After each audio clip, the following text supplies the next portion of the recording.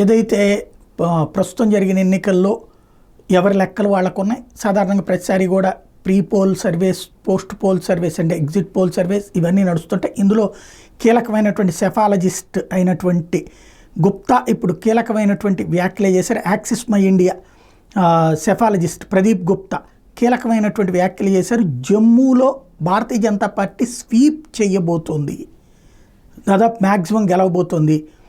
అలాగే హర్యానాలో తన కోర్ ఓట్ బ్యాంక్ కంటిన్యూ అవుతుంది.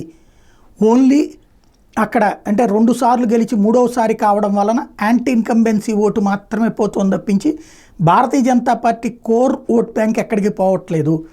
అదే సందర్భంలో కాంగ్రెస్ పార్టీ వచ్చేటప్పుడు 2014లో 20% ఓట్లకి పరిమితమైంది. దాంతో పోల్చుకుంటే భారతీయ జనతా పార్టీ అంటే ఇప్పుడు 10 సంవత్సరాల అధికారంలో ఉన్న తర్వాతన ఇప్పుడు థర్డ్ టర్మ్లో కూడా 35% ఓట్ బ్యాంక్ భారతీయ జనతా పార్టీకి ఉండబోతోంది.